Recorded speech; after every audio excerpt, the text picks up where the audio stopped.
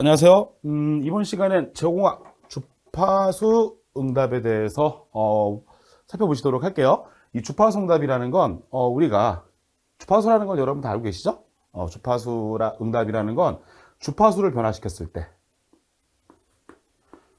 그쵸? 주파수 오메가를 변화시켰을 때, 주파수를 변화시켰을 때, 그쵸? 나타나는 이 전달함수의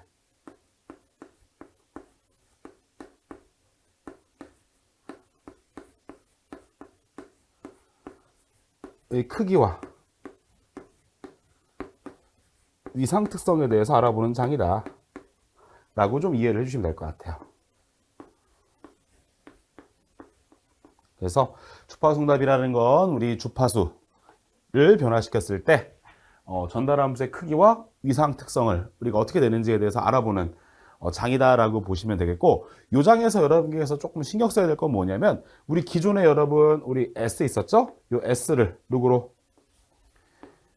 J 오메가로 치환해 준다. 그래서 S를 J 오메가로 치환해서 우리가 식을 나타내 준다라고 이해하시면 되겠고, 그 이유는 우리 앞에서 제가 조금 말씀드렸었는데, 우리 원래 S라는 건 라플라스 연산자, 복수 연산자로서 어떤 수와 이렇게 실수와 허수로 이루어져 있었어요. 그렇죠? 이렇게 실수부와 이렇게 허수부로 이루어져 있었었죠? 그래서 좌표상에 나타내 보면, 우리가 좌표에 나타내 보면 가로축이 실수축이고 세로축이 허수축이고, 실수축과 허수축을 나타내는 이 면, 이 평면을 가지고 우리가 어떤 평면이라고 말씀드렸었죠?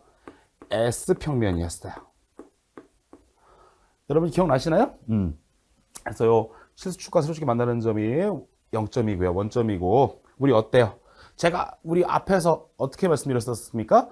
특성 방정식이 어떻게? 좌편, 좌반부, 그렇죠? 그래서 우리 허수축을 기준으로 했을 때 좌반부에 있었으면은 안정, 그렇죠? 우반부에 있었으면은 불안정하다, 이렇게 말씀을 드렸었죠? 그래서 좌반부에 있다라는 건 만약에 특성 방정식 근이 이렇게 위치했을 때는 우리 어땠어요? 그렇죠? 감쇄 진동을 했었고요. 특성 방정식의 근이 반대로 이렇게 우반면에 있으면 어땠었죠? 이렇게 증가하면서 진동을 했었어요.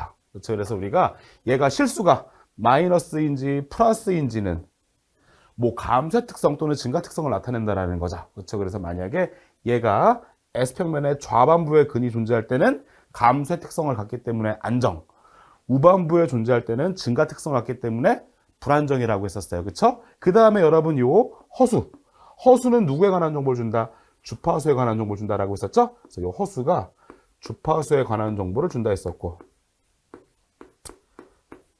요 실수는 안정도, 다시 말하면 감쇄 특성에 관한 정보를 준다 했었어요. 그렇죠? 근데 여러분 주파수 응답이라는 건 누구를 변화시킨다? 주파수를 변화시킨다라는 거예요. 주파수. 그럼 여러분 주파수를 변화시킨다라는 건 주파수에 대한 정보를 주는 건 허수니까, 그렇죠? 허수를 변화시켰을 때 우리 전달함수의 특성, 다시 말하면 크기와 위상에 대한 특성을 알아보는 장이다라고 여러분께서 이해하시면 되겠습니다. 그래서 우리 주파수 응답에서 먼저 우리 수업 나가기 전에 기억하실 거는 1번, 주파수를 변화시켰을 때 전달함수의 크기와 위상 특성에 대해서 우리가 알아본다.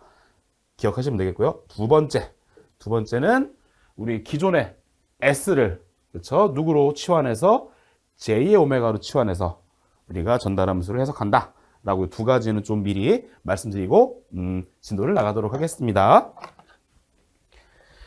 예, 그러면 첫 번째 우리 벡터 궤적에 대해서 알아볼게요. 벡터 궤적.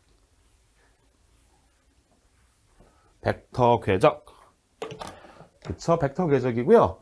얘는 일명 우리가 뭐라고 할 거냐면 일명 나이퀴스트 선도라고 할 거예요. 벡터 궤적 일명 나이퀴스트 선도라고도 할 거고요. 제가 아까 전에 말씀드렸던 그대로요. 우리 주파수 응답에서는 제가 뭐에 대해서 설명드린다 했었죠? 어떤 특성에 대해서 알아본다? 주파수를 변화시켰을 때 전달함수의 크기와 전달함수의 위상 특성에 대해서 알아본다라고 말씀드렸었잖아요. 얘도 보면 어떻습니까? 지금 주파수를, 그쵸? 어디에서부터 0에서부터 무한대까지 변화시켰을 때, 결과적으로 주파수를 변화시켰을 때 요 누구의 전달함수의 누구와 크기와 그쵸? 위상을 어디에 극좌표죠? 극좌표라는 건 여기 가로축이 실수축이고 세로축이 허수축인 그쵸? 우리 좌표 그쵸? 극좌표에 나타낸 것이다 라고 여러분께서 이렇게 좀 이해해 주시면 되겠죠. 그래서 마찬가지예요. 그쵸? 주파수를 변화시켰을 때 크기와 위상을 어디에다가 극좌표에 나타내 봐라 라고 여러분께서 이해를 해 주시면 되겠고요. 그 다음에 제가 좀 말씀을 드릴게요. 이 벡터계죠. 그래서 주파수, 나이퀴 스탠더드하고 주파수를 0에서부터 무한대까지 변화시켰을 때 전달함수와 크기와 위상을 극좌표에 나타낸 것 무엇이냐? 벡터 궤적 또는 나이퀴 스탠더드라고 한다 라고 하는 문제도 출제가 된 적이 있었어요. 얘는 뭐야? 라고 해서 얘인데 벡터 궤적인데 또는 나이퀴 스탠더드인데 라고 물어보는 문제가 있었으니까 정의를 좀 잘 기억해 주시고요. 그 다음에 이제 벡터 궤적을 이제 그려볼 겁니다. 이런 녀석들을 그려볼 건데 조금 하나 말씀드려볼게요. 우리가 얘를 가지고 그릴 때는 정확하게 그릴 수가 없어요. 계략적으로 그려줄 거예요. 왜냐하면 정확하게 그리기 위해서는 우리가 어떻게 해야 되겠죠? 주파수 0일 때, 1일 때, 3일 때, 4일 때, 5일 때, 6일 때, 10일 때, 100일 때, 1000일 때, 무한대일 때까지 대입해서 전달함수의 크기, 위상을 다 구해야 돼요. 그렇죠? 0일 때, 1일 때, 2일 때, 3일 때, 5일 때, 10일 때, 100일 때, 1000일 때 크기와 위상을 모두 구해서 극좌표에 나타내는 건 현실적으로 어렵다는 거죠. 그렇죠? 그래서 우리가 어떻게 해줄 거냐면 벡터 궤적 그릴 때는 시작점을 찾고 그 다음에 끝나는 점을 찾아서 두 점을 있는 그림으로 제가 이렇게 간단하게 그리는 요령을 말씀드리도록 하겠습니다. 그래서 여러분 우리 교재에는 여러 가지 그렇죠? 대부분의 요소들이 그려져 있는데 제가 시험에 잘 나오는 요소들에 대해서만 벡터 궤적을 한번 그려보도록 할게요. 그러면 비례 요소에 대한 지금 벡터 궤적이 나와 있는데 얘는 뭐 점 하나죠, 그렇죠? 그래서 시험에 출제되지 않았어요. 왜냐하면 전달함수 뭐 비례 요소는 이렇게 상수 K잖아요, 그렇죠? 그래서 근데 제가 뭐라 말씀드렸습니까? 주파수 응답에서는 주파수를 변화시킨다 이거예요.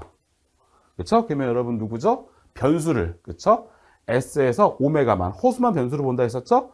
K가 돼요.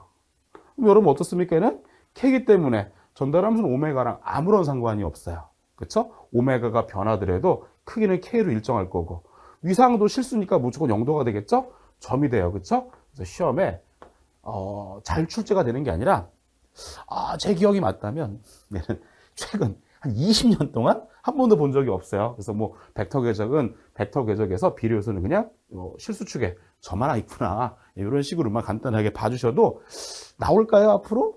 잘 모르겠어요. 그렇죠? 근데 여태까지는 나온 적이 없었으니까 크게 고려 대상이 될 것 같지는 않고요.